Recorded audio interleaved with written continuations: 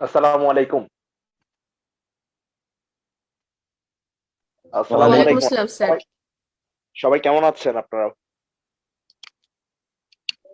ভালো আছি, আপনি ভালো আচ্ছা আছেন? আপনি কেমন জি আছেন? আলহামদুলিল্লাহ। জি আলহামদুলিল্লাহ। আজকে আমরা চুক্তি আইনটা পড়বো, দ্য কন্ট্রাক্ট একটা পড়বো। আপনাদের ট্রান্সফার অফ প্রপার্টি একটা কোনো সমস্যা হয়েছে? স্যার জি আমার না একটা স্যার। টার্মের প্রবলেম ছিল।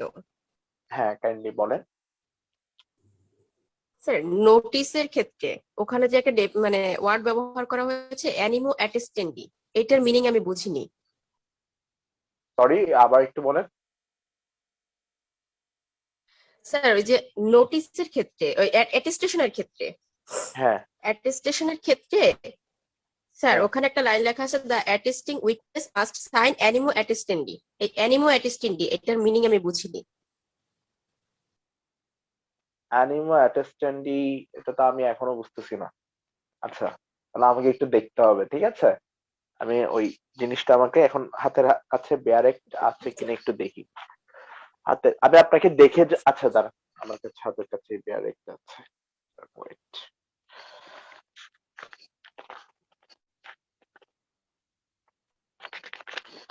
আহ বিষয়টা কি ছিল আপনার? ওই অ্যাটেস্টেশন, রাইট?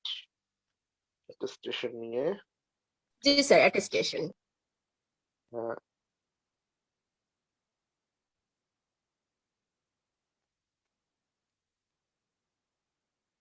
এখানে তো অ্যাটেস্টেড এর ওখানে তো কিছু পাচ্ছি না এরকম। স্যার ওখানে বেয়ার অ্যাক্টে নেই, ওটা হচ্ছে শুক্লার বইয়ে আছে। ও আচ্ছা, আমি তো বেয়ারেক্টে পাচ্ছিলাম না। শুক্লার বই বা তো হাসান তরফের বই, দুটোতেই আছে। আমি তো শুক্লার বইটা পড়িনি।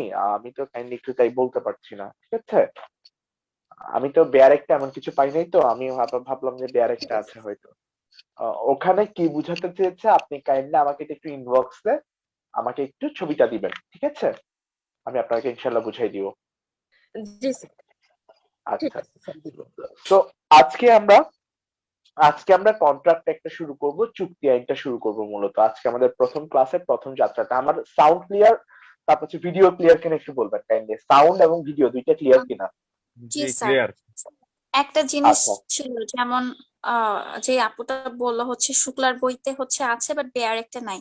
তো আমাদের পড়ার ক্ষেত্রে কি বেয়ার একটা যা যা আছে শুধু সেগুলাই আমরা পড়বো, নাকি হচ্ছে যেগুলো বুঝতে সমস্যা হবে সেগুলোতে হচ্ছে শুক্লার বই বা অন্য বই খুঁজবো?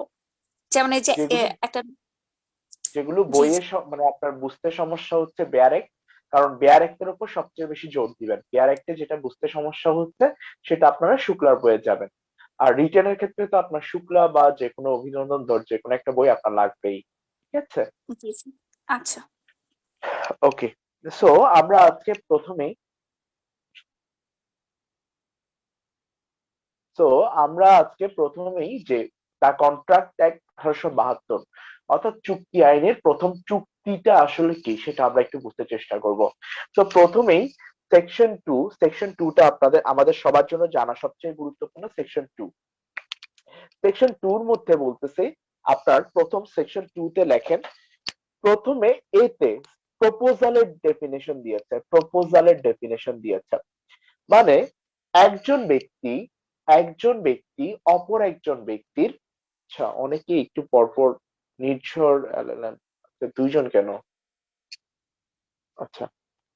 সো আপনাকে মাথায় রাখতে হবে সেকশন 2 সাবসেকশন 'এ' তে বলা আছে যে প্রপোজালের ডেফিনেশন। প্রপোজাল মানে কি? আমি একটা জিনিস করব বা করা থেকে বিরত থাকবো, এই একটা উইলিংনেস আমি আরেকজনকে প্রকাশ করেছি, আরেকজনকে এই বিষয়ে সম্মত হওয়ার জন্য বা কোনো একটা বিষয়ে সম্মত হওয়ার জন্য। অর্থাৎ আপনি অপর কোনো একজন ব্যক্তিকে একটা কাজের প্রপোজ করাটাই, এটা হচ্ছে সেকশন 2 অনুযায়ী প্রপোজাল, ঠিক আছে? আর প্রপোজাল যাকে আপনি করছেন, সে যদি প্রপোজটা অ্যাকসেপ্ট করে তাহলে সেটা হবে একসেপ্টেন্স, ঠিক আছে? 2 এর 'বি' তে একসেপ্টেন্স এর ডেফিনেশন দিয়েছে, একসেপ্টেন্স। আচ্ছা। তো মনে রাখতে হবে আপনি যেটা প্রপোজাল দিয়েছেন সেটা যদি আরেকজন একসেপ্ট করে তাহলে সেই জায়গাটা একটা নাম হয়, সেই বিষয়টার একটা নাম হয়, এই নামটার হচ্ছে প্রমিস। প্রমিস।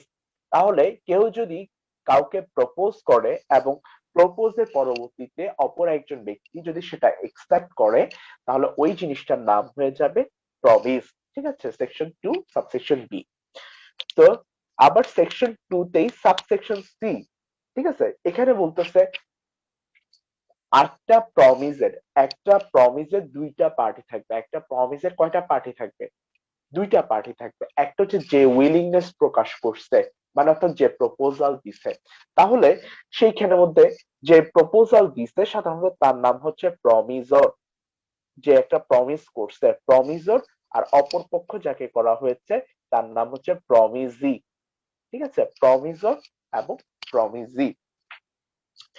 তাহলে একটা প্রপোজের মধ্যে যে দুইটা পার্টি থাকবে তাদের একজনের নাম প্রমিসর, আরেকজনের নাম প্রমিজি। ঠিক আছে, এখন এখন সেকশন 2 সাবসেকশন ডি তে সবচেয়ে গুরুত্বপূর্ণ যে কনসেপ্টটা আসছে, এইখানে মনে রাখতে হবে with consideration at the desire of the promisor, at the desire of the promisor. তাহলে দেখেন, প্রমিসর প্রমিসরের ইচ্ছায় সেখানে একটা কি থাকবে? কনসিডারেশন থাকবে, একটা বিনিময় থাকবে। তাহলে ওই প্রমিসটাতে কনসিডারেশন থাকবে। তাহলে কনসিডারেশনটা কার ইচ্ছায় থাকবে? At the desire of the promisor, প্রমিসরের ডিজায়ার, ইচ্ছার কারণে ওখানে একটা কনসিডারেশন থাকবে। এই কনসিডারেশন এটা যদি বুঝেন তাহলে আমরা একটু নেক্সট জিনিস সেটা যাব যে আপনার 2E সবচেয়ে গুরুত্বপূর্ণ, সেটা হচ্ছে যে প্রমিসটা আমরা এখানে পেয়েছি সেই প্রমিস উইথ কনসিডারেশন।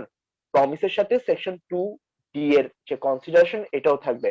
তাহলে প্রমিস উইথ কনসিডারেশন যদি হয়, প্রমিস প্লাস কনসিডারেশন আর কি, তাহলে সেটাকে আমরা বলবো এগ্রিমেন্ট। এতটুকু পর্যন্ত বুঝতে পারছেন? জি স্যার। আচ্ছা, আপনারা পরীক্ষার হলে যে ডেফিনেশনই আসুক না কেন আপনারা এই সেকশন গুলো একটু মাথায় রাখবেন। প্রথমে হচ্ছে প্রপোজালের পরে আসছে ওটা একসেপ্টেন্স হলে ওটা হয়ে যাচ্ছে প্রমিস, প্রমিসের পরে আসছে কনসিডারেশন যদি কোনো একটা প্রমিসে থাকে তাহলে এই ক্ষেত্রে এটা হচ্ছে প্রমিসের দুইটা পার্টির নাম, তারপর হচ্ছে কনসিডারেশন যদি কোনো একটা প্রমিসে থাকে সেটা একটা এগ্রিমেন্ট হবে। ঠিক আছে, এখন এগুলো আপনারা যদি পরীক্ষার হলে আসে, আপনারা রিটেনের ক্ষেত্রে আপনারা কি করবেন? নীলকালিতে সেকশন সাবসেকশন গুলো একসাথে লিখবেন, যাতে আপনার টিচার দেখলেই বুঝতে পারে যে আপনার নলেজের ডেপথটা ভালো। এগুলো খুব গুরুত্বপূর্ণ সংজ্ঞা কিন্তু। তারপর আমরা আরেকটা পড়বো, সেটা হচ্ছে সেকশন 2 সাবসেকশন এইচ। এখানে আমরা যে সেকশন 2 সাবসেকশন ই অনুযায়ী যে এগ্রিমেন্টটা পড়েছি না, এগ্রিমেন্ট, এখানে বলতেছে agreement plus enforceable by law, enforceable by law. যদি কোনো একটা এগ্রিমেন্ট আমরা কোথায় পড়েছি? সেকশন 2 সাবসেকশন ই তে পড়েছি। ওই এগ্রিমেন্টের সাথে যদি এনফোর্সিবিলিটি থাকে, অর্থাৎ ল দ্বারা যদি সেই চুক্তিটা, সেই এগ্রিমেন্টটাকে যদি এগ্রিমেন্ট বা সম্মতিটাকে যদি আপনি ল দ্বারা এনফোর্স করতে পারেন, তখন ওই জিনিসটার নাম হয়ে যাবে কন্ট্রাক্ট। ক্লিয়ার? তাহলে এগ্রিমেন্টের সাথে কি থাকতে হবে? এনফোর্সিবিলিটি বাই ল। এই দুটো জিনিস একসাথে থাকলে সেটা হয়ে যাবে কন্ট্রাক্ট। ক্লিয়ার কিনা? জি স্যার। তাহলে আপনারা এখন এতটুক যদি বুঝেন তাহলে একটা জিনিস হয়তো খুব ভালোভাবে বুঝেছেন, সেটা হচ্ছে অল কন্ট্রাক্টস আর এগ্রিমেন্ট। এটা হচ্ছে আপনাদের রিটার্নের কোশ্চেন। অল কন্ট্রাক্টস আর agreement, but all agreements are not contract। দেখেন, এটা আপনাদের রিটেনে এক্সপ্লেইন করতে বলতে পারে যে all contracts are agreement but all agreements are not contract। তাহলে কন্ট্রাক্ট হইতে হইলে সেখানে কি থাকবে? অবশ্যই একটা এগ্রিমেন্ট থাকবে। কিন্তু এগ্রিমেন্ট থাকতে হইলে, কন্ট্রাক্ট হইতে হলে শুধু এগ্রিমেন্ট থাকলে হবে না, সেটার সাথে এনফোর্সিবিলিটি বাই ল, অর্থাৎ এনফোর্স বাই ল সেটা থাকতে হবে। ধরেন আপনি আমাকে একটা বিয়ের ইনভাইটেশন দিচ্ছেন, এগ্রিমেন্ট, তাহলে আমি বিয়ের আপনি যে ইনভাইটেশন দিচ্ছেন আমি এটা গ্রহণ করেছি, আমি এখন আপনার সাথে একটা সম্মতিতে এসেছি যে আমি আপনার যে দাওয়াতটা দিয়েছেন এই দাওয়াতে আমি যাব, কিন্তু এই দাওয়াতে আমি যাই নাই, সেই ক্ষেত্রে আপনি কি আমাকে জোর করে এটা বাধ্য করতে পারবেন আপনার বিয়েতে যাওয়ার জন্য? পারবেন না। তাহলে সেইটা কেবলমাত্র একটা এগ্রিমেন্ট ছিল, সেটা কন্ট্রাক্ট হয় নাই। কন্ট্রাক্ট কখন হবে? যখন ওই এগ্রিমেন্টের সাথে এনফোর্সেবল বাই ল, অর্থাৎ আপনার সাথে আমি একটা চুক্তি করেছি, চুক্তি যদি আমি বাস্তবায়ন করতে না চাই তাহলে সেটা আইন দ্বারা বাস্তবায়ন করা যাবে, সেই ক্ষেত্রে সেটা কেবল কন্ট্রাক্ট হবে। ক্লিয়ার? জি স্যার। আচ্ছা, তাহলে এটা আমরা একটু পড়ে ফেলছি। এখন আমরা আরেকটা জিনিস পড়বো, সেটা হচ্ছে ভয়েড, ভয়েড কন্ট্রাক্ট। ঠিক আছে, লেখেন section 2 subsection G, section 2 subsection G, void contract. তাহলে ভয়েড কন্ট্রাক্ট কোনগুলো? যেই কন্ট্রাক্ট গুলো আপনার an agreement not enforceable by law, যেটা আইন দ্বারা বলবৎযোগ্য না, সেটাকে আমরা বলবো ভয়েড কন্ট্রাক্ট। বুঝতে পারছেন? বুঝতে পারছেন কিনা? যে যে এগ্রিমেন্ট গুলা হচ্ছে এনফোর্সেবল না। আইন দ্বারা বলবৎযোগ্য না, সেটাকে আমরা পড়বো void agreement, which an agreement not enforceable by law, যেগুলো আইন দ্বারা আপনি বলবৎ করতে পারবেন না, সেগুলোই হবে ভয়েড কন্ট্রাক্ট। ক্লিয়ার? জি স্যার। আচ্ছা, এইটা পড়ার সাথে সাথে আমরা এখন একটা টেকনিক শিখবো, যে টেকনিকের মাধ্যমে আপনি কন্ট্রাক্ট অ্যাক্টের কোন এগ্রিমেন্টস গুলা ভয়েড এগ্রিমেন্টস আপনারা সব একসাথে পড়ে ফেলবেন। ঠিক আছে, একটু একটা টেকনিকের মাধ্যমে আমরা 6 থেকে 8টা সেকশন পড়ে ফেলবো। একটু টেকনিকটা লেখেন। অ্যান, অর্থাৎ এটাকে যদি আমরা বাংলায় লিখি, মিতালু IC, N T L U W, মিতালু, মিতালু, N T L U W I C, মানে মিতালু, ধরেন একটা মেয়ের নাম, আর মিতালুকে আপনি দেখে নিবেন আইসি, তাহলে মিতালু আইসি। এই টেকনিকটা একটু লেখেন, আমি তাহলে বুঝাই বলতেছি। লিখেছেন? জি স্যার। লিখেছেন?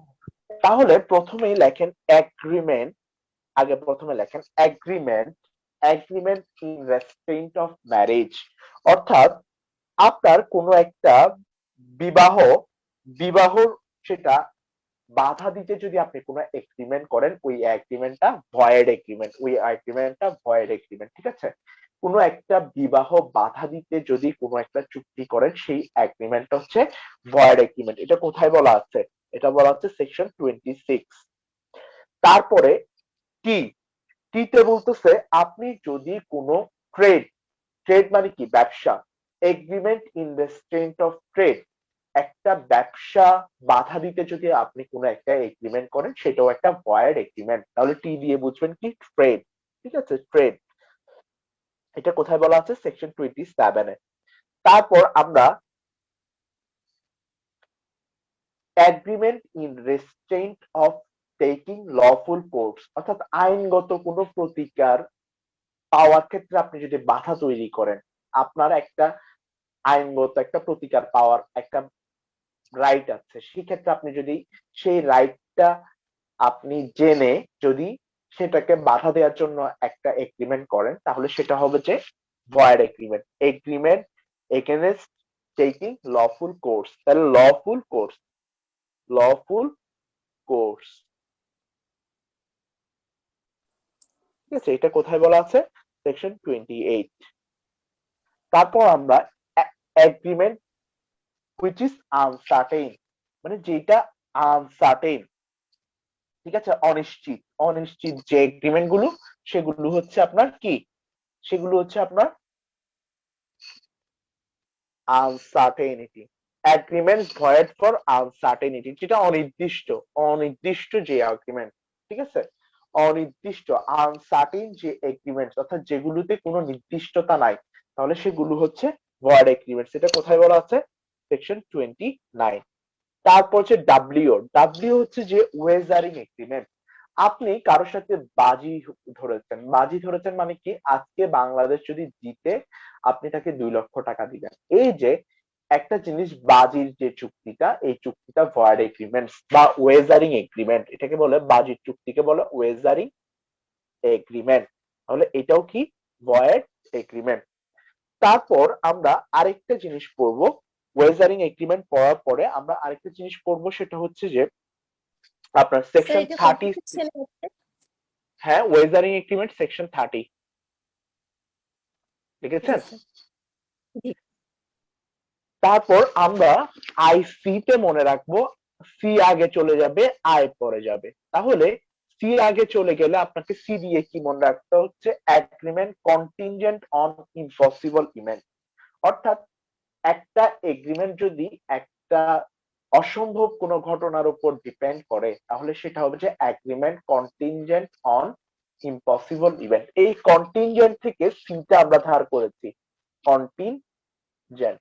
তাহলে কন্টিনজেন্ট অন ইম্পসিবল ইভেন্ট হইলে এটা সেকশন হচ্ছে সেকশন 36। ঠিক আছে? তারপর আমাদের লাস্ট আইটা পরে আসবে, বলছিলাম না আই। তাহলে agreement to do impossible act, একটা অসম্ভব কাজ করার চুক্তি। তাহলে ইম্পসিবল দিয়ে আই, তাহলে ইম্পসিবল অ্যাক্টের সেকশনটা হচ্ছে আপনার কত? সেকশন 56। সেকশন 56। তাহলে দেখেন আমরা কিন্তু ভয়েড এগ্রিমেন্টস কোনগুলো আমরা সব একসাথে পড়ে ফেলেছি।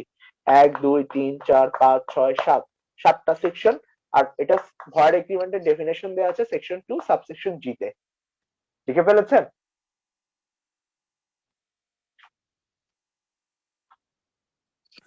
স্যার সিটা একটু রিপিট করা যাবে? সি, হ্যাঁ, এগ্রিমেন্ট কন্টিনজেন্ট। অর্থাৎ আমি আপনাকে বললাম আপনি যদি 1 ঘন্টায় 200 মাইল দৌড়াইতে পারেন তাহলে আমি আপনাকে এই জিনিসটা দিব।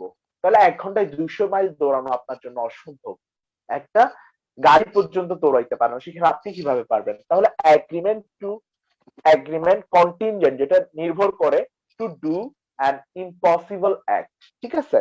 তাহলে সেই ইম্পসিবল ইভেন্টের উপর যদি কোনো একটা জিনিস ডিপেন্ড করে তাহলে সেটা ভয়েড এগ্রিমেন্ট। বুঝতে পেরেছেন? জি স্যার। আচ্ছা, সবাই কি লিখেছেন? স্যার আইটা একটু বলবেন? হ্যাঁ, আইটা হচ্ছে agreement to do impossible act. আপনাকে একটা অসম্ভব কাজ করতে বলেছে, সেটা হচ্ছে আপনার সেকশন 36। জি স্যার। আর লিখেছেন? স্যার এলটা হচ্ছে আইনগত কোনো প্রতিকার যদি পেতে বাধা দেওয়া হয়। মানে কোনটা? এল এল।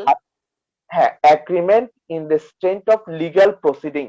অর্থাৎ আপনার একটা আইনগত, আপনার জমিটা যদি আমি কেড়ে নেই, তাহলে আপনার জমি কেড়ে নিলে আপনার কোর্টে যাওয়ার একটা প্রতিকার আছে। কিন্তু আমি যদি একটা চুক্তি করি যে আপনার কোর্টে যাওয়ার কোনো প্রতিকার নাই, তাহলে এই চুক্তিটা হচ্ছে ভয়েড এগ্রিমেন্ট। ক্লিয়ার? জি স্যার। আচ্ছা, আপনারা বুঝতে পারতেছেন? জি ভাইয়া। আচ্ছা, ঠিক আছে, ওকে। তাহলে লিখেছেন সবাই? জি স্যার। আচ্ছা, এই সেকশন 26 এর একটা এক্সেপশন আছে, সেকশন 26 এর একটা এক্সেপশন আছে, যেই ক্ষেত্রে একটা ম্যারেজ নিয়ে এগ্রিমেন্ট করলেও সেটা ভয়েড এগ্রিমেন্ট হবে না, সেটা ভ্যালিড এগ্রিমেন্ট হবে। তাহলে এক্সেপশনটা কি আমরা একটু পড়ে নেই।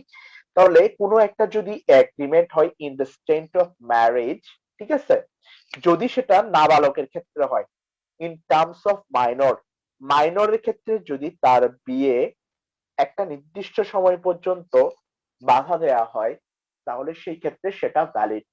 অর্থাৎ মাইনরের জন্য, মাইনরকে 18 বছর বয়স পর্যন্ত বিয়ে দেয়া হবে না, এই ধরনের একটা এগ্রিমেন্ট করলে এই এগ্রিমেন্টটা কিন্তু ভ্যালিড, এটা ভয়েড না। এটা সেকশন 26 এর একটা এক্সেপশন। ক্লিয়ার? জি স্যার। তারপর সেকশন 27 ট্রেড নিয়ে আমরা একটা এক্সেপশন করব, ট্রেডের এক্সেপশন। তাহলে এখানে মনে রাখেন দুইটা শব্দ, not to carry business, not to carry business where good will is sold. এই শব্দটা লিখেন, আমি আপনাদেরকে বুঝাই দিব। Not to carry business, not to carry business where good will is sold, ঠিক আছে? জি স্যার। তাহলে agreement in the chain of trade হচ্ছে যে ভয়েড এগ্রিমেন্ট, এটা আমরা সবাই বুঝতে পারতেছি। কিন্তু এটার একটা এক্সেপশন হচ্ছে যে এইটা। তাহলে এইটা কি বোঝাচ্ছে? ধরেন আমার একটা বনফুলের কোম্পানি আছে, বনফুল মিষ্টির দোকান বা সিজেল। আচ্ছা ধরেন বনফুল, বনফুলের একটা মিষ্টির দোকান আছে আমার। তাহলে আমি যদি ধরেন এখানে কে আছে, এখানে আছেন আপনার আহ মাহমুদা নাসরিন। মাহমুদা নাসরিন আপুর কাছে আমি কি করলাম, বনফুলের কাপ্তাই, এই অঞ্চলটার নাম হচ্ছে কাপ্তাই, এই কাপ্তাই অঞ্চলে মাহমুদা নাসরিন আপুর কাছে আমি বনফুলের যেটা আছে, বনফুলের ডিলারশিপটা ওনাকে দিয়ে দিয়েছি। তাহলে ওনার সাথে আমার একটা চুক্তি হয়েছে যে আমি হাসান শাকিল কাপ্তায়ে বনফুলের আর কোনো ব্যবসা করব না। তাহলে কেন করব না? কারণ গুডউইল, বনফুলের যে একটা সুনাম আছে, গুডউইল, এটা আমি বিক্রি করেছি মাহমুদা নাসরিন আপুকে। তাহলে আমি এখানে, আমি বলতেছি এখানে আমি আর কোনো ব্যবসা করব না। তাহলে আমি কাপ্তায়ে ব্যবসা করতে পারতেছি না, কিন্তু আমি অন্যান্য জায়গায় ঢাকাতে পারতেছি, চিটাগাং এ পারতেছি।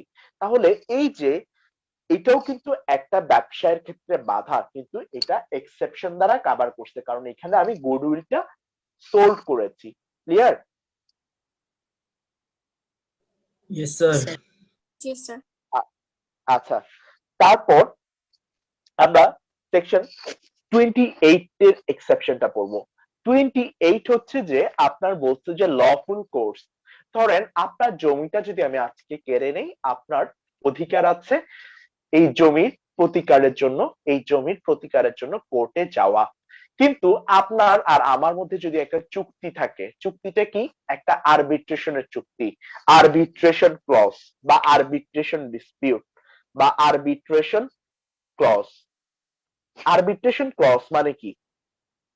ধরেন আমার আর আমার আর আমার আর হচ্ছে আপনার কে আছেন এখানে দেখি, খালিদ বিন মিজান। আমার আর খালিদ বিন মিজান ভাইয়ের সাথে একটা চুক্তি হয়েছে। চুক্তিটা হয়েছে যে কি, আমাদের যদি প্রপার্টি নিয়ে কোনো ধরনের বিরোধ দেখা দেয়, সেই ক্ষেত্রে আমরা প্রথমে যাব আরবিট্রেশন, মানে অর্থাৎ আমরা পারস্পরিক সমঝোতার মাধ্যমে এই জিনিসটা সমাধান করতে চাইবো। সেই ক্ষেত্রে আমরা প্রথমেই কোর্টে যাব না। এই ক্ষেত্রে প্রথমে যে আরবিট্রেশনের ক্লজটা দিয়ে রেখেছে, এটাও কিন্তু কোর্টে যাওয়ার ক্ষেত্রে একটা বাধা, কিন্তু এই বাধাটা এই এক্সেপশন দ্বারা কভার করবে না। অর্থাৎ এই ধরনের আরবিট্রেশনের কোনো চুক্তি যদি রাখা হয়, সেই ক্ষেত্রে সেই এগ্রিমেন্টটা ভয়েড হবে না। ক্লিয়ার? ক্লিয়ার কিনা? জি স্যার। আচ্ছা, তারপর হচ্ছে সেকশন 30। সেকশন 30 হচ্ছে যে আপনার, সেকশন 30 হচ্ছে যে আপনার এখানে বলে দেওয়া হচ্ছে সেকশন 30 কোনটা, ওয়েজারিং এগ্রিমেন্ট। ওয়েজারিং এগ্রিমেন্ট সম্পর্কে একটা জিনিস আপনাদেরকে মনে রাখতে হবে, আপনার যদি horse racing, horse racing, horse racing মানে কি? ঘোড়া দৌড়। ঘোড়া দৌড়ের জন্য আপনি যদি কোনো কতিপয় প্রাইজের ব্যবস্থা করেন, ঘোড়া দৌড়ের জন্য আপনি যদি কোনো প্রাইজের ব্যবস্থা করেন, তাহলে ঘোড়া দৌড়ের প্রতিযোগিতার মধ্যে যারা প্রথম দ্বিতীয় তৃতীয় হবে, তাদের জন্য আপনি যদি কোনো প্রাইজের ব্যবস্থা করেন, তাহলে সেটা ওয়েজারিং এগ্রিমেন্ট হবে না। এটা সেকশন 30 তে ক্লিয়ারলি বলে দেওয়া আছে। তাহলে এটা একটা এক্সেপশন। ক্লিয়ার? স্যার এটা কি স্যার। শুধু ঘোড়া দৌড়ের ক্ষেত্রেই প্রযোজ্য? হ্যাঁ, শুধু ঘোড়া দৌড়ের ক্ষেত্রে প্রযোজ্য, হর্স রেসিং, অন্যান্য ক্ষেত্রে প্রযোজ্য না। ঠিক আছে?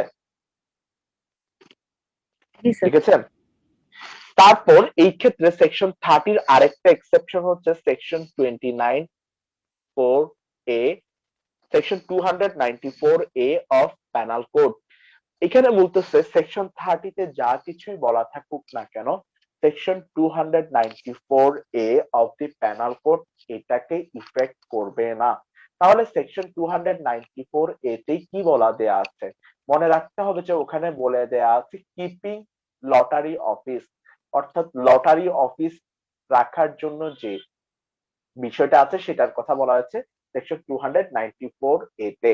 লটারি হাউস, লটারি মানে কি? লটারি মানে হচ্ছে লটারি বা জুয়া খেলার জন্য যে লটারি আছে না, ওই লটারির অফিসটার বিষয়ে বলা আছে সেকশন 294A তে। তাহলে সেকশন 30 কোনোভাবেই সেকশন 294A কে প্রভাবিত করবে না। লিখেছেন? স্যার এটা বুঝি নাই। আপনার কোনো লটারি অফিস, কোনো লটারি অফিস যদি আপনি রাখেন, লটারি অফিসের বিধান section 294A of the penal কোডে বলে দেওয়া আছে। তাহলে সেকশন 30 বলতেছে যে সেকশন 294A তে যে প্রভিশনটা দেয়া আছে প্যানাল কোডের, সেই প্রভিশনকে কোনোভাবেই ক্ষতিগ্রস্ত করবে না এই সেকশনটা। অর্থাৎ সেকশন 30 সেকশন 294A কে কোনোভাবে প্রভাবিত করবে না। ক্লিয়ার? তার মানে বাধা দেওয়া যাবে না আর কি। রাইট রাইট, মানে ওটাকে কোনোভাবে প্রভাবিত করবে না। ঠিক আছে? জি স্যার। আচ্ছা, তাহলে আমরা আরেকটু পিছনে যাই এবার।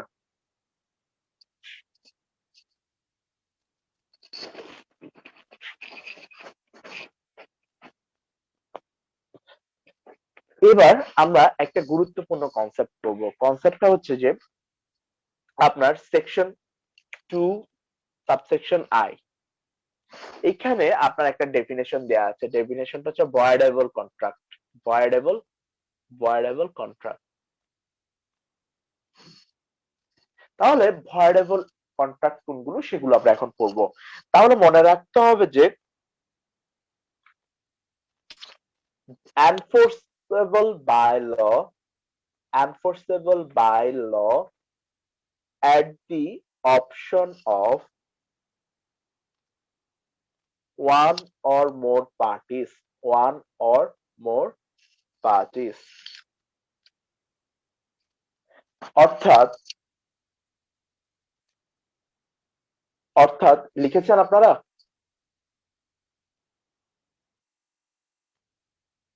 জি স্যার। স্যার। তাহলে ভয়েডেবল কন্ট্রাক্ট কোনগুলো বা বাতিলযোগ্য চুক্তি কোনগুলো? যেগুলোতে হচ্ছে একটা পার্টি, যে কোনো একটা ক্ষতিগ্রস্ত পার্টি, ক্ষতিগ্রস্ত আপনি লেখেন, যে কোনো একটা ক্ষতিগ্রস্ত পার্টির ইচ্ছায় যদি কোনো একটা কন্ট্রাক্ট আপনার এনফোর্সিবিলিটি দেয়া যায়, তাহলে সেই কন্ট্রাক্টটা বলবো ভয়েডেবল কন্ট্রাক্ট। ধরেন আমার সাথে আপনার একটা চুক্তি হয়েছে, কিন্তু আপনি আমাকে ধমক দিয়ে এই চুক্তিটাতে রাজি করিয়েছেন, তাহলে আমি হচ্ছে ক্ষতিগ্রস্ত পক্ষ। এখন আমি যদি চাই এই চুক্তিটা থাকুক, তাহলেই এই চুক্তিটা থাকবে। আমি যদি বলি যে আমার কনসেন্ট যেটা নেওয়া হয়েছে সেটা আমাকে জোরপূর্বক নেওয়া হয়েছে, তাহলে আমার কনসেন্টটা টেইন্টেড হয়েছে, মানে দূষিত হয়েছে। তা আমার কন্ট্রাক্টের ক্ষেত্রে আমার কনসেন্টটা যেহেতু নাই, তাহলে আমি যদি অস্বীকার করি তাহলে এই চুক্তিটা ভয়েড এগ্রিমেন্ট হয়ে যাচ্ছে। কিন্তু আমি যদি বলি যে ঠিক আছে, আমাকে হুমকি ধামকি দিলেও চুক্তিতে আমি এখনো চুক্তিটা আমি এখনো মানি, সেক্ষেত্রে কিন্তু সেটা এনফোর্সিবিলিটি পাচ্ছে। আদারওয়াইজ এগ্রিমেন্টটা কিন্তু ভয়েড হয়ে যাচ্ছে। এই ধরনের একটা চুক্তিকে আমরা বলবো ভয়েডেবল এগ্রিমেন্ট, ভয়েডেবল কন্ট্রাক্ট। লিখেছেন?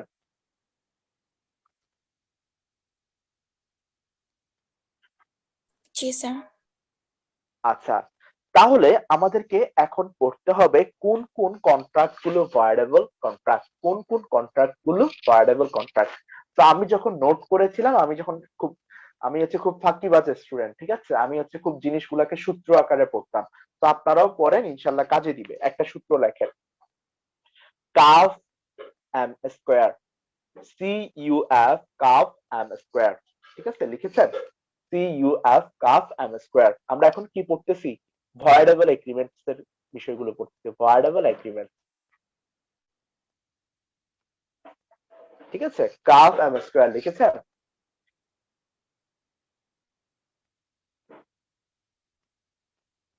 লিখেছেন? জি স্যার। লিংক যদি শেষ হয়ে যায় কাইন্ডলি এই লিংকে আবার ক্লিক করবেন, ঠিক আছে? যে লিংকটা দিয়েছি ওই লিংকে আবার ক্লিক করলে হবে।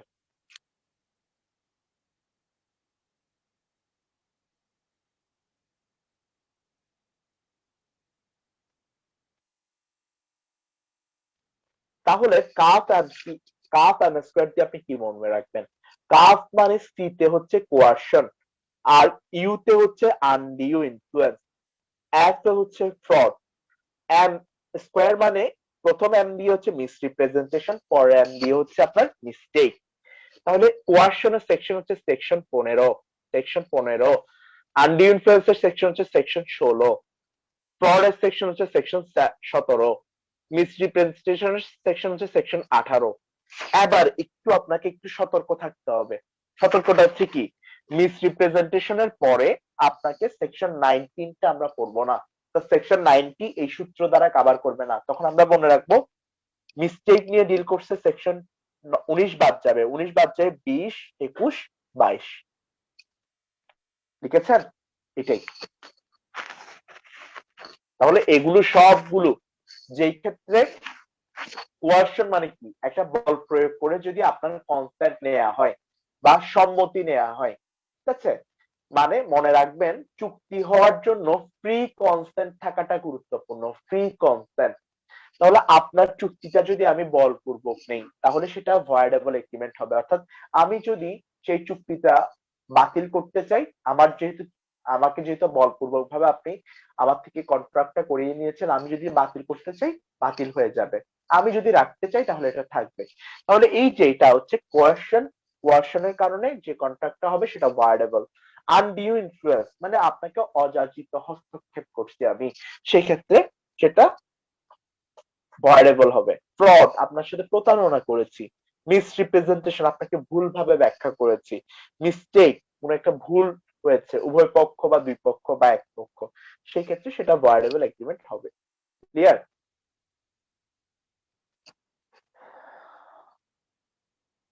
জি স্যার। আচ্ছা, লিখে ফেলেছেন যেহেতু আমরা আরেকটু সামনে যাই। সেটা হচ্ছে যে আমরা এখন আরেকটা জিনিস পড়বো, হোয়াট এগ্রিমেন্টস আর কন্ট্রাক্ট। কোন কোন এগ্রিমেন্টস গুলো কন্ট্রাক্ট হবে, মানে একটা এগ্রিমেন্ট কন্ট্রাক্ট হওয়ার জন্য তার কি কি যোগ্যতা লাগবে। তাহলে আমরা একটু প্রথমে লিখবো, ঠিক আছে? এটা কোথায় বলা আছে? সেকশন 10। সেকশন 10 এ বলতেছে হোয়াট এগ্রিমেন্টস আর কন্ট্রাক্ট, কোন কোন এগ্রিমেন্ট গুলো আপনার কন্ট্রাক্ট হবে, বা একটা কন্ট্রাক্ট হওয়ার জন্য একটা এগ্রিমেন্টের সাথে কি কি যোগ্যতা থাকতে হবে। তো প্রথমে লেখেন ফ্রি কনসেন্ট, ফ্রি কনসেন্ট। তারপরে পার্টিস কম্পিটেন্ট,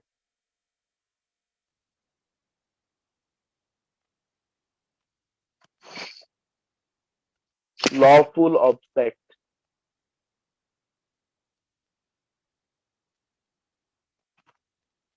তারপরে লফুল কনসিডারেশন,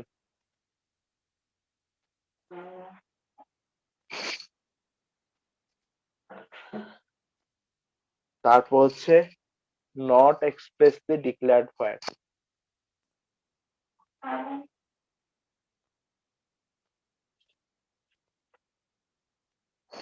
পাঁচটা পাঁচটা বিষয়, ঠিক আছে?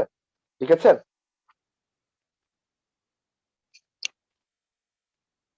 জি sir.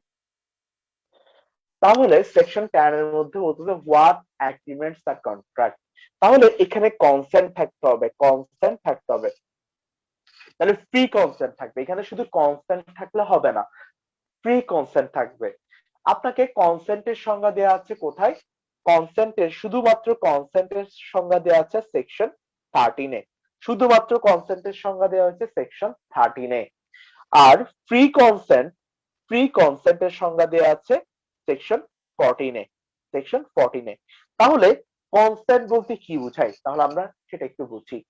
agree upon the same thing in the same sense, মানে একটা বিষয়ের উপর সম্মত হওয়া একই রকম স্ট্যান্স নিয়ে, agree upon the same thing in the same sense. আমরা দুইজন একই বিষয়ের উপর সম্মত হয়েছি একই রকম স্ট্যান্স নিয়ে, তাহলে এইটা হচ্ছে যে এইটার নাম হবে consent. Clear? Agree upon the same thing in the same sense. Clear? জি স্যার। আচ্ছা, ফ্রি কনসেন্ট বলতেছে, তাহলে কনসেন্ট আমরা বুঝেছি, তাহলে ফ্রি কনসেন্ট কি? তাহলে ফ্রি কনসেন্ট হচ্ছে ওই কনসেন্টটা যেইটা আপনার কোন রকম ফ্রড, কোন রকম আনডিউ ইনফ্লুয়েন্স, কোন রকম কোয়ারশন, কোন রকম মিসরিপ্রেজেন্টেশন, কোন রকম মিস্টেক দ্বারা টেইন্টেড হয় নাই, দূষিত হয় নাই, অর্থাৎ এগুলো থেকে মুক্ত যে কনসেন্টটা সেটাই হচ্ছে free consent. Clear? Sir agree upon the যেটা বলেন এটা হচ্ছে কনসেন্টের শুধু। হ্যাঁ, শুধু কনসেন্ট। আর ফ্রি কনসেন্ট হচ্ছে কনসেন্ট যেই কনসেন্টটা আপনার পাঁচটা জিনিস থেকে মুক্ত।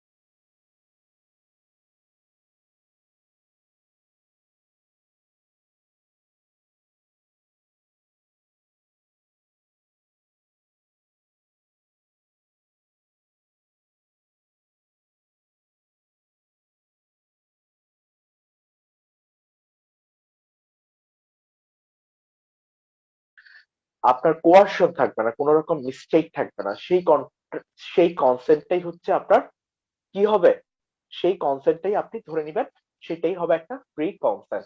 ক্লিয়ার? আচ্ছা, তাহলে আমরা প্রথমে বুঝে ফেলছি একটা এগ্রিমেন্ট কনসেন্ট, একটা এগ্রিমেন্ট কন্ট্রাক্ট হইতে হইলে ফ্রি কনসেন্ট থাকতে হবে, ফ্রি কনসেন্ট আমরা বুঝে ফেলছি। তারপর বলছে পার্টিস কম্পিটেন্ট। তাহলে পার্টি যারা কনসেন্ট, অর্থাৎ যারা কনসেন্ট দিবে সেই পার্টিদেরকে একটা কম্পিটেন্সি থাকতে হবে, পার্টিদের একটা যোগ্যতা থাকতে হবে। কন্ট্রাক্টে দুইটা পার্টি থাকবে না, ওই দুইটা পার্টিদের আপনার যোগ্যতা থাকতে হবে। কি কি যোগ্যতা থাকতে হবে সেটা বলতেছে আপনার সেকশন 11। সেকশন 11 এর মধ্যে বলতেছে যেই ব্যক্তি কন্ট্রাক্ট করার যোগ্য সে কখনো মাইনর হইতে পারবে না, অর্থাৎ তাকে মেজর হইতে হবে, এজ অফ মেজরিটি হইতে হবে, তাকে মেজর হইতে হবে, ঠিক আছে, প্রাপ্তবয়স্ক হইতে হবে। তারপর বলতেছে তাকে কি হইতে হবে, সাউন্ড মাইন্ড হইতে হবে। সাউন্ড মাইন্ড অর্থাৎ পাগল উন্মাদ হইলে হবে না, আনসাউন্ড মাইন্ড হইলে হবে না, তাকে সাউন্ড মাইন্ড হইতে হবে। এবং তৃতীয় একটা কোয়ালিফিকেশন থাকতে হবে, সেটা হচ্ছে not disqualified, not disqualified any other subjected law, not disqualified any other subjected law. Subjected law মানে কোন আইন দ্বারা সে কোন রকম কি না, কোন রকম যে আইনের সে বিষয়বস্তু, সেই আইন দ্বারা কোন রকম সে অযোগ্য না। এই তিনটা জিনিস হচ্ছে আপনার একটা কন্ট্রাক্টের ক্ষেত্রে পার্টিসদের কম্পিটেন্সির যোগ্যতা, যেটা বলা আছে section 11 A. Clear?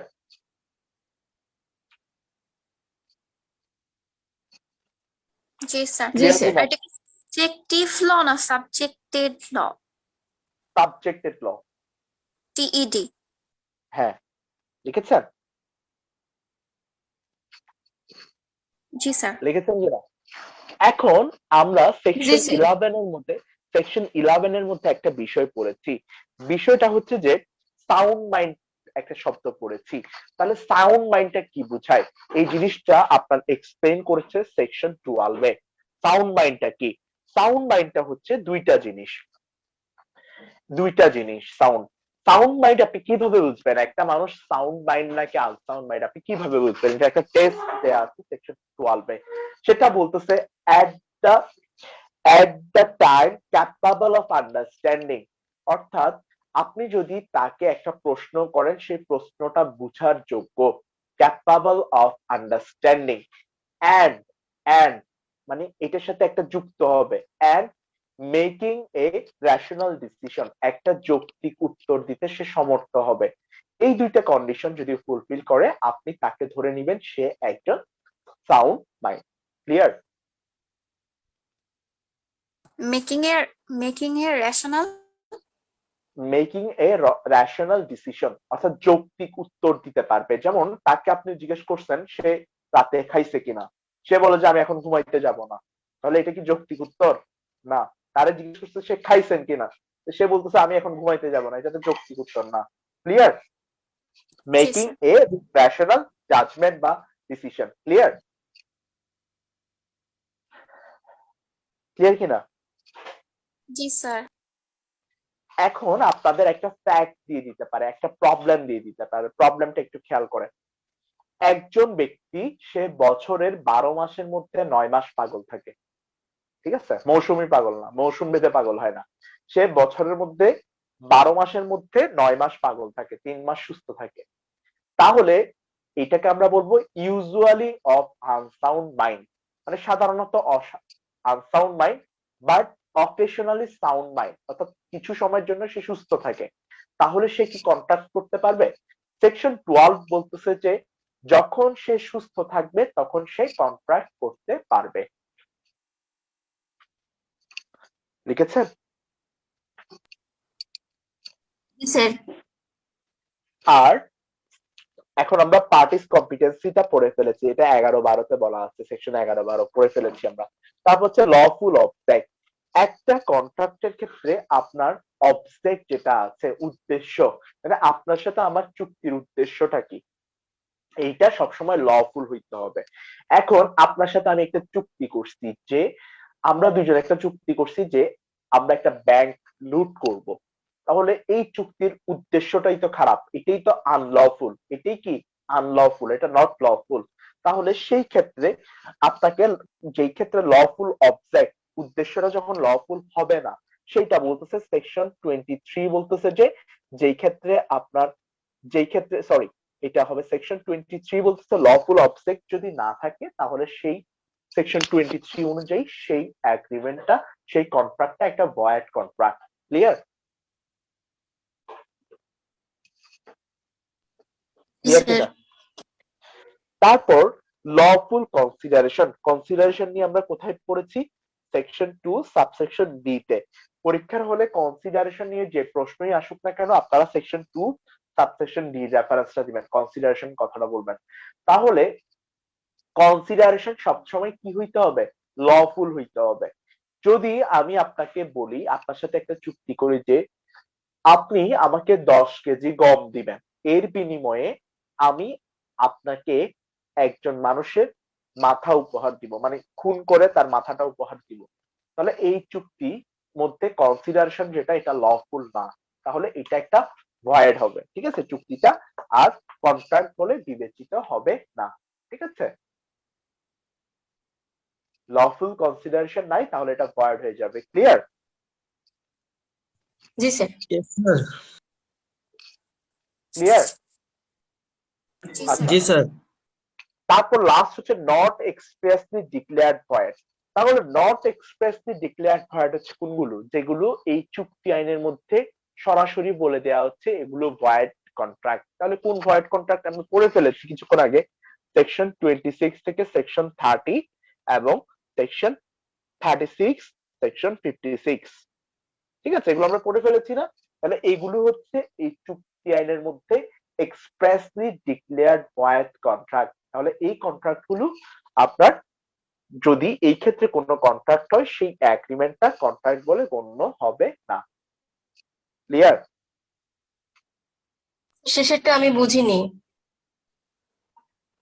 Not expressly declared void, তাহলে ডিক্লেয়ার্ড ভয়েড মানে অর্থাৎ এই চুক্তি আইনের অধীনে কোন কোন কন্ট্রাক্ট গুলোকে আপনার ভয়েড হিসাবে ঘোষণা করা হয়েছে। ভয়েড হিসাবে ঘোষণা করা হয়েছে সেকশন 26 থেকে 30। আমরা যে পড়েছিলাম কিছুক্ষণ আগে, agreement in the state of trade, marriage, unlawful lawful course, তারপর হচ্ছে আনসার্টেনিটি, ওয়েজারিং এগ্রিমেন্ট। এই কন্ট্রাক্ট, এই যেগুলো সেকশন 26 থেকে 30 এবং 36 এবং 56 এর যেগুলো ভয়েড কন্ট্রাক্ট হিসাবে সরাসরি বলে দেয়া আছে, সেইগুলো বলে সেগুলো আপনার কন্ট্রাক্টের পর্যায়ে পড়বে না।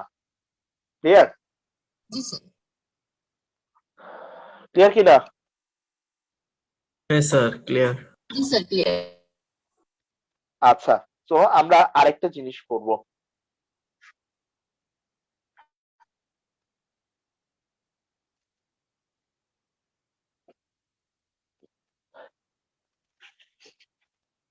সো মনে রাখবেন মিস্টেক কয় ধরনের হইতে পারে।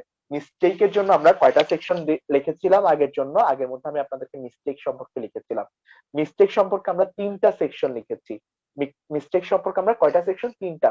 Section 20, section 21, section 22। তো আমরা জানি মিস্টেক হইতে পারে দুই ধরনের, একটা হচ্ছে মিস্টেক অফ ল আর একটা হচ্ছে মিস্টেক অফ ফ্যাক্ট। কয়টা হইতে পারে? দুইটা। একটা হচ্ছে পরীক্ষার হলে কোয়েশ্চেন আসতে পারে, কিন্তু এটা আমি রিটেনের ফরম্যাটে পড়াচ্ছি। মিস্টেক অফ ল আর একটা হচ্ছে মিস্টেক অফ ফ্যাক্ট। আবার আরেকটা বিষয় হইতে পারে, সেটা হচ্ছে mistake by one party or mistake by both party. তাহলে এটাও লেখেন, মিস্টেক বাই ওয়ান পার্টি, আবার মিস্টেক বাই বোথ পার্টি, দুইটা পার্টি ভুল করছে। ঠিক আছে, লিখছেন?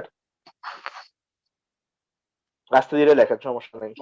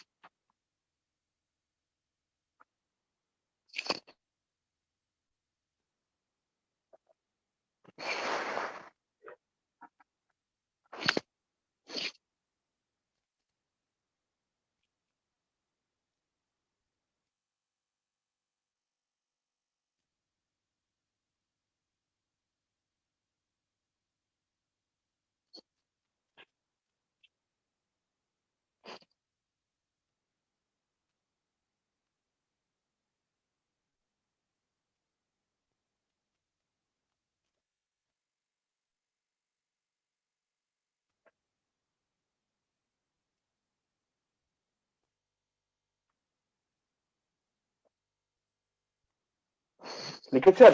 আমি বুঝাই বলি, লিখেছেন কিনা?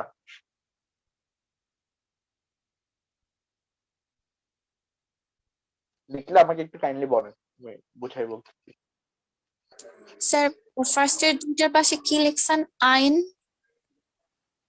আইন সম্পর্কিত ভুল বাতিলযোগ্য নয়। অন্য দেশের আইন সম্পর্কিত ভুল সেটা হবে মিস্টেক অফ ফ্যাক্ট। আবার লেখেন, আইন সম্পর্কিত ভুল বাতিলযোগ্য নয়। অন্য দেশের আইনের ভুল আমাদের দেশে সেটা মিস্টেক অফ ফ্যাক্ট বলে গণ্য হবে। লিখেছেন?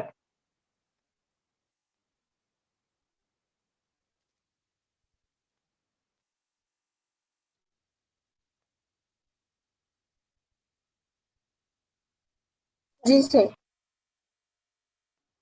তাহলে আপনাদেরকে প্রথমে বুঝতে হবে mistake of law, mistake of fact.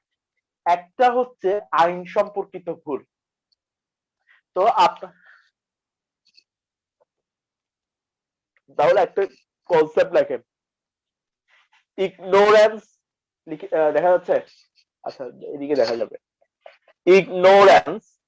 ignorance of law cannot be an excuse, cannot be an excuse.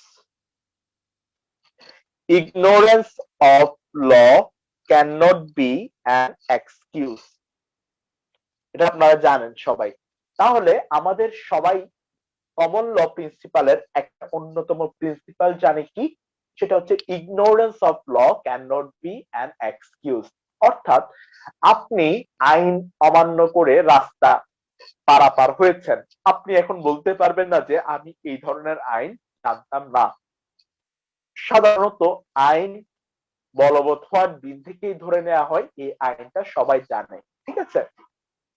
এখন এই আইন সম্পর্কিত কোনো ভুল, অর্থাৎ আইন সম্পর্কিত, আপনি একটা মানুষের দাঁত ভেঙে ফেলছেন, ভেঙে দিয়ে বলেন যে আমি পেনাল কোডের অধীনে জানতাম না যে আমি তার দাঁত ভেঙে ফেললে আমার 7 বছরের শাস্তি হবে, এটা আমি জানতাম না, এটা বললে আপনি রেহাই পাবেন না।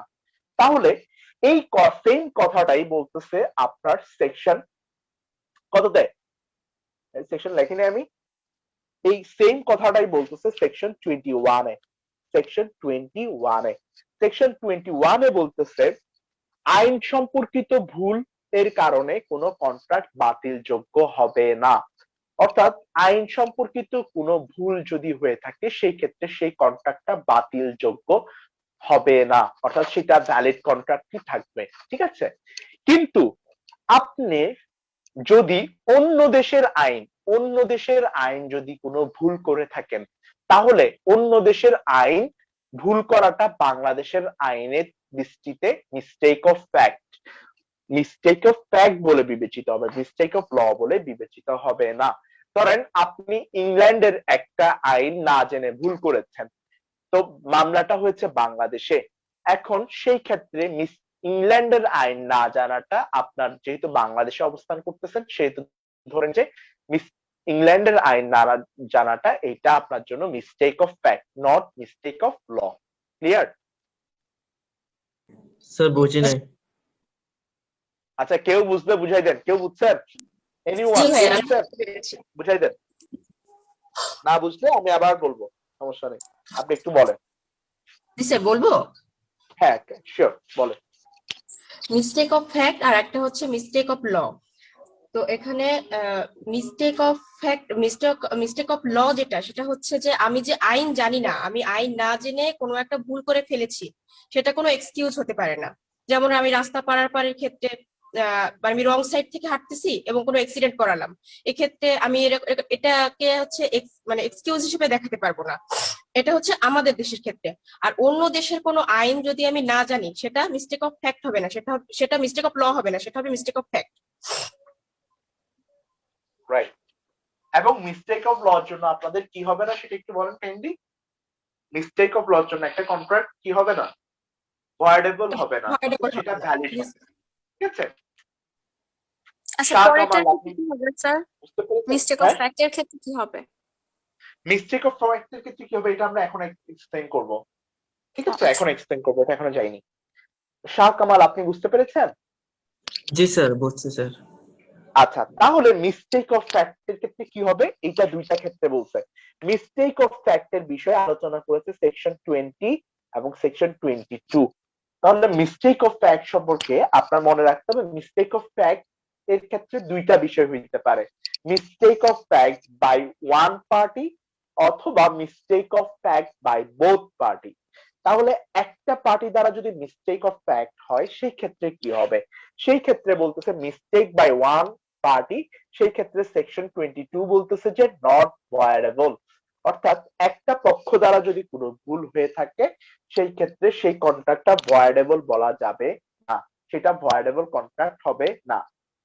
কিন্তু মিস্টেক বাই বোথ পার্টি, দুইটা পার্টি যদি মিস্টেকটা করে ফেলে সেকশন 20 বলতেছে সেই ক্ষেত্রে আপনার সেই কন্ট্রাক্টটা ভয়েড হয়ে যাবে। ক্লিয়ার? জি ক্লিয়ার স্যার, কিনা? এটা আরেকটু স্যার আরেকবার একটু বোঝান। স্যার নট ভয়েডেবল বলতে কি বোঝাচ্ছে? মানে এটা নট হবে ভয়েডেবল মানে এটা হচ্ছে ভ্যালিড বোঝাচ্ছে, নট ভয়েডেবল মানে valid, ভ্যালিড হ্যাঁ। বোঝাচ্ছে। ঠিক আছে? মানে আপনার ওই যে একটা principle, mistake of law cannot be an excuse but mistake of fact can be an excuse. Mistake of লটা এক্সকিউজ হইতে পারে না, কিন্তু মিস্টেক অফ ফ্যাক্টটা আপনার এক্সকিউজ হইতে পারে। কিন্তু এই এক্সকিউজ হইতে পারার সত্য হচ্ছে মিস্টেকটা যদি দুইটা পার্টি দ্বারাই যদি করা হয় তাহলে সেই কন্ট্রাক্টটা ভয়েড হবে। যদি একটা পার্টি দ্বারা যদি কোনো মিস্টেক হয়, একটা পার্টি দ্বারা যদি কোনো মিস্টেক হয় তাহলে সেই ক্ষেত্রে কন্ট্রাক্টটা নট ভয়েডেবল, এটা ভয়েডেবল হবে না, মানে কন্ট্রাক্টটা ভ্যালিড থেকে যাবে। ক্লিয়ার? জি স্যার। আচ্ছা, তাহলে আমরা আজকে কিন্তু কন্ট্রাক্ট একটি সবচেয়ে গুরুত্বপূর্ণ যে প্রিন্সিপাল গুলো আছে সবগুলোই পড়ে ফেলেছি। ঠিক আছে, এখন আমরা আরেকটু সামনে যাব।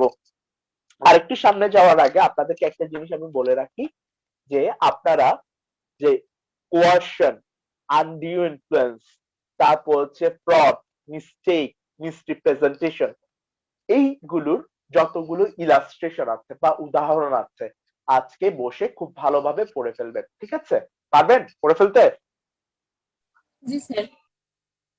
আচ্ছা আচ্ছা, সেকশন 23 কথাটা আগেই বলে ফেলেছি, কিন্তু একটা সেকশন 23 একটা উদাহরণ দেই। ডাকাতির মামলা প্রত্যাহারে, আপনি কারো বিরুদ্ধে ডাকাতির মামলা করেছেন, ডাকাতির মামলা প্রত্যাহারের শর্তে যদি আপনি কারো বিরুদ্ধে চুরির মামলা, কাউকে যদি চোরাই প্রপার্টি ফেরত দেওয়ার জন্য কোনো চুক্তি করেন তাহলে সেই কন্ট্রাক্টটা ভয়েড কন্ট্রাক্ট।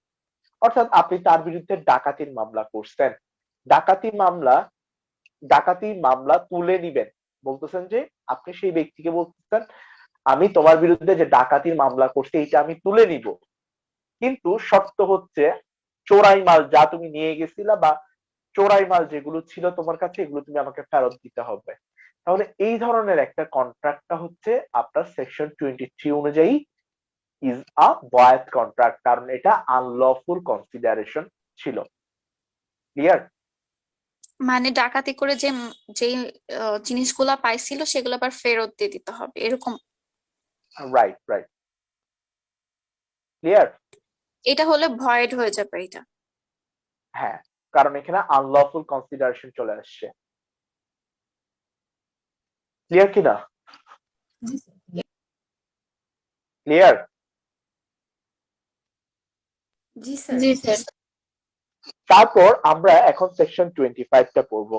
সেকশন 25 এর সবচেয়ে গুরুত্বপূর্ণ একটা প্রিন্সিপাল হচ্ছে সেকশন 25 এগ্রিমেন্ট উইদাউট কনসিডারেশন। আপনার সেকশন 2D তে পড়েছি আমরা কনসিডারেশন থাকা লাগবে, কোন একটা আপনার এগ্রিমেন্টের মধ্যে একটা কনসিডারেশন থাকা লাগবে, কারণ প্রমিসের সাথে যদি আপনার একটা প্রমিসের সাথে যদি কনসিডারেশন থাকে সেটা এগ্রিমেন্ট হয়, আবার এগ্রিমেন্টের সাথে যদি এনফোর্সেবিলিটি বাই ল হয় সেটা একটা কন্ট্রাক্ট হয়। তাহলে সেকশন 25 বলতেছে যেই ক্ষেত্রে কোনো কনসিডারেশন থাকবে না, একটা কন্ট্রাক্টের ক্ষেত্রে যদি কোনো কনসিডারেশন না থাকে, উইদাউট কনসিডারেশন হয়, তাহলে একটা কন্ট্রাক্ট যদি উইদাউট কনসিডারেশন হয় তাহলে সেই কনসিডারেশনের কারণে ওই কন্ট্রাক্টটা ভয়েড কন্ট্রাক্ট হবে। ক্লিয়ার? মানে জি স্যার। একটা চুক্তির মধ্যে যদি কোনো বিনিময় না থাকে তাহলে সেটা কি হবে? ভয়েড কন্ট্রাক্ট হবে, সেটা বলতেছে সেকশন 25। বুঝতে পেরেছেন? জি স্যার। তাহলে এবার প্রশ্ন আসতেছে যে আমরা যদি কাউকে কোনো জিনিস বিক্রয় দান করার চুক্তি করি, যে আমি আপনাকে একটা জিনিস দান করার চুক্তি করলাম, আমি আপনাকে একটা দান করলাম, তাহলে সেটা সেখানে তো কোনো কনসিডারেশন নাই, তাহলে সেই দানের চুক্তিটাও কি ভয়েড? প্রশ্ন বুঝতে পেরেছেন? জি স্যার। তাহলে আপনাদের তো প্রশ্ন জাগতে পারে যে দানের ক্ষেত্রে তো আপনার কি থাকে না, আপনারা তো আমরা ট্রান্সফার অফ প্রপার্টি অ্যাক্ট যখন পড়াইছি তখন দেখেছি, কি দেখেছি, সেকশন 122 তে বলা আছে আপনার ভলান্টারিলি হইতে হবে, আরেকটা কি হইতে হবে, নো কনসিডারেশন, কোনো কনসিডারেশন থাকা যাবে না। তাহলে সেই ক্ষেত্রে একটা দানের চুক্তি কি আপনার তাহলে কি ভয়েড হয়ে যাবে সেকশন 25 না অনুযায়ী? স্যার, ভয়েড হবে না স্যার, সেকশন 25 এর লাস্ট এক্সপ্লানেশনে লেখা আছে। হ্যাঁ, এইখানের মধ্যে মনে রাখতে হবে এখানে অনেকগুলো বিষয় আছে। তাহলে একটা কন্ট্রাক্ট ভয়েড হবে না, উইদাউট কনসিডারেশন ছাড়া একটা কন্ট্রাক্ট ভয়েড হবে না। কোন কোন ক্ষেত্রে হবে না? আনলেস, লেখেন unless it is, unless it is in writing, যদি না এটা লিখিত হয়, writing and registered, writing and registered, writing and registered, or a promise is a promise to compensate for something, compensate মানে কি ক্ষতিপূরণ দেয়া, compensate for something,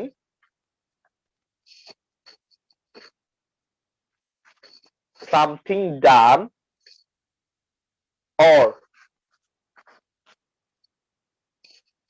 is a promise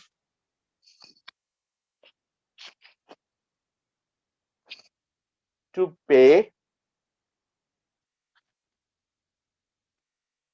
pay a debt barred by limitation.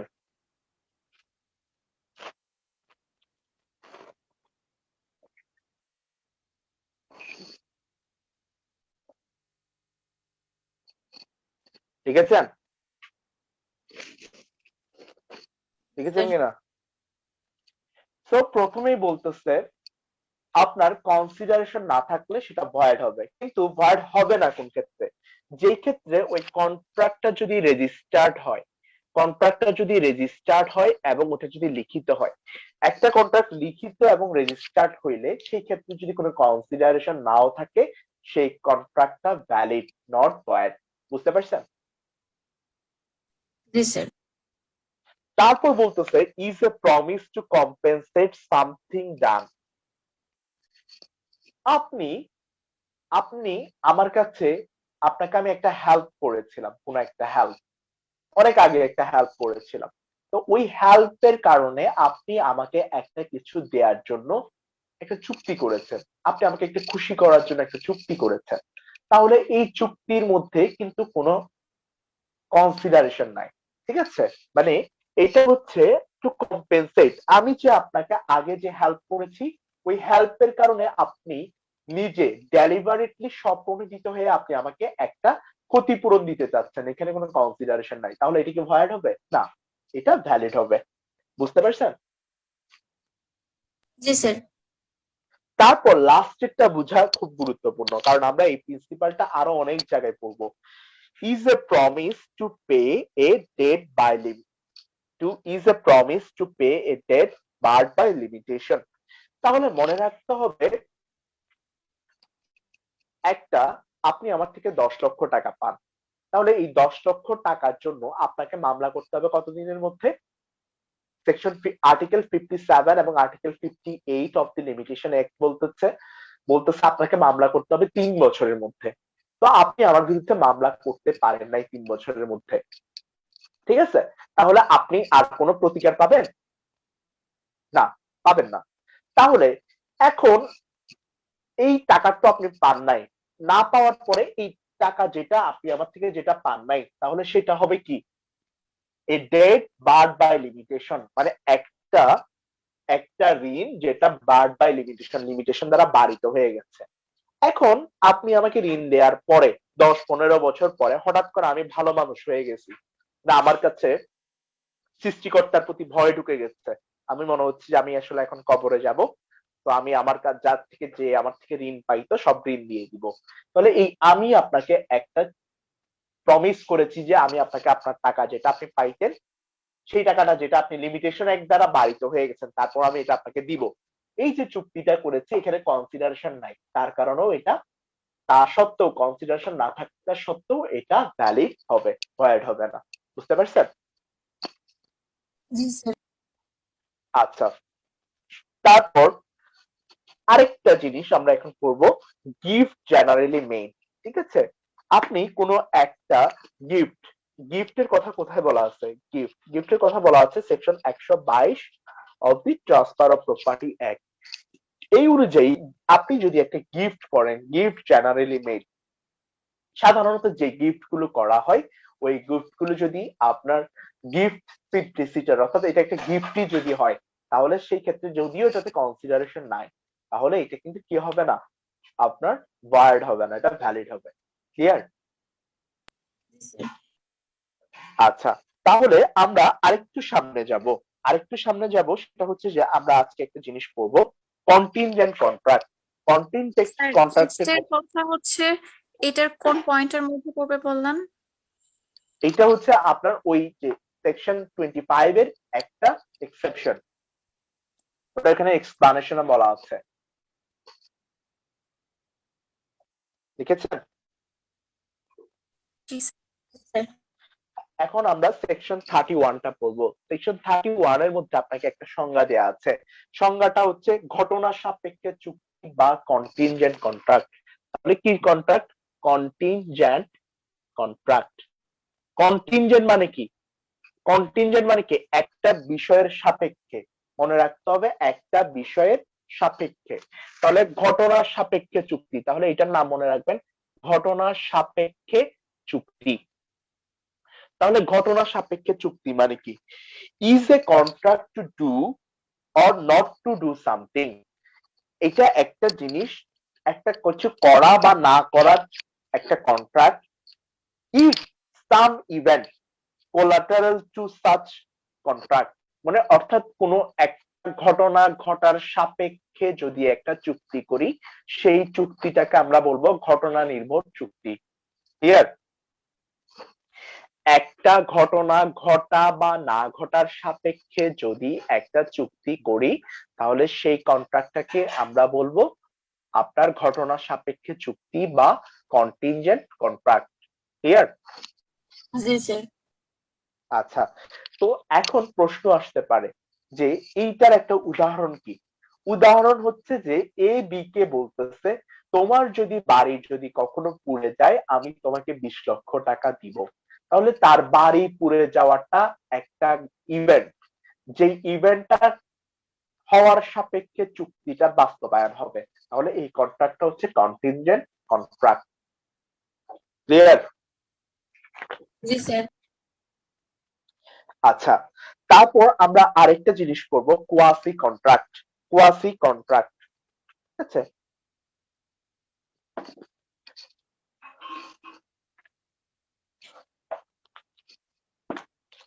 Quasi contract, quasi contract, quasi কন্ট্রাক্টের কথা আমাদের section, এটা 13তম judiciary রিটেনে আসছে, টিকা আকার আসছে প্রশ্নটা, 13তম জুডিশিয়ারি রিটেনে টিকা আকার প্রশ্নটা আসছে। কোয়াসি কন্ট্রাক্ট বলতে কি বুঝেন? তাহলে কোয়াসি কন্ট্রাক্টের আপনার যে কনসেপ্ট, কোয়াসি মানে কি? কোয়াসি মানে হচ্ছে semi, semi semi contract. Semi contract মানে কি? এটা মূলত হচ্ছে আপনার সেকশন 2 সাবসেকশন এইচ এ বলে দিয়েছে contract and an agreement enforceable by law, সেটা হচ্ছে আপনার কি? কন্ট্রাক্ট। কিন্তু সেমি কন্ট্রাক্ট বা কোয়াসি কন্ট্রাক্ট কি? যেই ক্ষেত্রে আপনার সাথে আমার আদতে কোনো কন্ট্রাক্ট হয় নাই কিন্তু আপনার সাথে আমার কোনো একটা কাজ হয়েছে বা আপনার সাথে আমার একটা কোনো রকম ট্রানজাকশন হয়েছে, যে ট্রানজাকশনের মাধ্যমে আমরা কন্ট্রাক্ট না হওয়ার সাপেক্ষেও পরস্পর পরস্পরের কাছে দায়বদ্ধ, তাহলে সেইটা হবে কোয়াসি কন্ট্রাক্ট। কোয়াসি কন্ট্রাক্ট মানে, তাহলে একটা উদাহরণ দিতে চাইবেন, বলবেন যে উদাহরণ কি ভাইয়া? ধরেন আপনি কোন নাবালক, নাবালক হচ্ছে নাবালকের পড়াশোনার জন্য, নাবালকের পড়াশোনা বা খাওয়া দাওয়ার জন্য আপনি তাকে 10 লক্ষ টাকা দিলেন, না হলে নাবালক খেতে পারছে না। তাহলে নাবালক খেতে পারছে না বলে আপনি তাকে 10 লক্ষ টাকা দিয়েছেন, ঠিক আছে? এটা আবার ভলেন্টারিলি দেন নাই, আপনি মনে করেছেন যে এটা হয়তো নাবালকের সম্পত্তি থেকে নাবালক কোনো একদিন আমাকে দিয়ে দিবে। তাহলে নাবালকের সাথে ওই ব্যক্তির কোনো চুক্তি হয় নাই। চুক্তি না হলেও নাবালক যখন সাবালক হবে তখন তার প্রপার্টি থেকে এই যে টাকাটা সে নিয়েছে, আরেকজন প্রপার্টি থেকে যে টাকাটা দিয়েছে সেই টাকাটা তাকে ব্যাক করতে হবে। কিন্তু তাদের মধ্যে আদতে কোনো কন্ট্রাক্ট হয় নাই, তাহলে এটাকে আমরা বলবো কোয়াসি কন্ট্রাক্ট। ক্লিয়ার? আরো একটা উদাহরণ দিব। জি দেন স্যার। স্যার। ধরেন আমি থাকি কাপ্তাইয়ে, তো কাপ্তাইয়ে থাকতেছি, আমার বাসার পাশের প্রতিবেশী, ধরেন আমি আলুর ব্যবসা করি, আলুর ব্যবসা করতেছি, তো আমি আলুগুলো কোথায় রেখেছি? মাঠে রেখেছি। তো আমার বাসার পাশে প্রতিবেশী যিনি আছেন তিনি দেখতেছেন একদিন বৃষ্টি হচ্ছে, তাহলে উনি কি করছেন? নিজের টাকা খরচ করে এই আলুগুলো উনি বাসায় নিয়ে আসছেন, না হলে আমার আলুগুলো নষ্ট হয়ে যাচ্ছে। এখন আমি কাপ্তাই থেকে যখন চিটাগং গেলাম, চিটাগং থেকে আবার ফিরে আসছি, ফিরে আসার পর আমার প্রতিবেশী আমাকে বলতেছে যে আপনি আমাকে অমুক টাকাটা দেন, কারণ আপনার আলুগুলো নষ্ট হয়ে যাচ্ছিল, আমি এগুলো বাসায় সংরক্ষণে আনার জন্য ব্যবস্থা করেছি। এখন আমার প্রতিবেশীর সাথে আমার কোনো কন্ট্রাক্ট হয় নাই যে আপনি এই ধরনের বিষয় করবেন, বা আমি যদি চিটাগং এ থাকি, যদি আলুগুলো নষ্ট হয়ে যায় আপনি বাসায় আনবেন, এই ধরনের কোনো কন্ট্রাক্ট হয় নাই। কন্ট্রাক্ট না হওয়া সত্ত্বেও তিনি যে বাসায় আনার কারণে তার যে পরিবহন কস্টটা হয়েছে সেই টাকাটা আমাকে দিতে হবে, কারণ এখানে একটা কোয়াসি কন্ট্রাক্ট সম্পর্ক তৈরি হয়েছে। আইনের মাধ্যমে না হলেও আপনার আর আমার পারস্পরিক অবস্থানের কারণে একটা সম্পর্ক, ধরুন একটা কোয়াসি কন্ট্রাক্ট আমাদের মধ্যে তৈরি হয়েছে, যার কারণে প্রতিবেশী আপনার থেকে সেই টাকাটা নিতে পারবে। ক্লিয়ার? স্যার এটা এনফোর্সেবল বাই ল হবে না? এনফোর্সেবল বাই ল, অবশ্যই এনফোর্সেবল বাই ল হবে, হুম। কিন্তু এটা তো আইনের মাধ্যমে চুক্তি আকারে তৈরি হচ্ছে না, কিন্তু পারস্পরিক অবস্থান বা একটা ঘটনা সাপেক্ষে এটা একটা কোয়াসি কন্ট্রাক্ট হয়ে যাচ্ছে। ক্লিয়ার?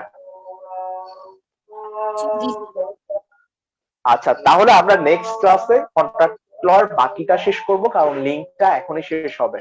তো আপনাদেরকে আর কোনো কোয়েরিজ আছে?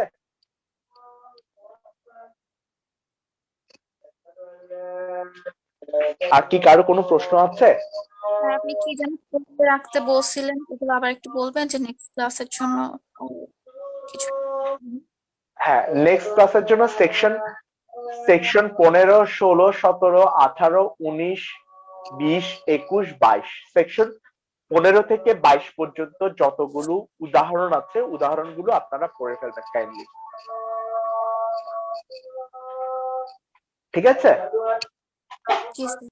জি স্যার। তাহলে আমরা নেক্সট ক্লাসে কন্ট্রাক্ট লটা ইনশাল্লাহ শেষ করব, তারপর আমরা রেজিস্ট্রেশন অ্যাক্টে যাব। ঠিক আছে? জি স্যার। আর কি কিছু বলবেন কেউ? না হলে আমি ক্লাসটা শেষ করব।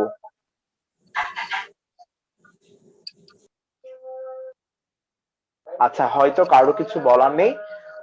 সো আপনারা যা আজকে নোট করেছেন এগুলো সুন্দর করে বই থেকে পড়ে ফেলেন। তো আগামীকাল ইনশাল্লাহ দেখা হচ্ছে। ভালো থাকবেন, সুস্থ থাকবেন। আসসালামু আলাইকুম।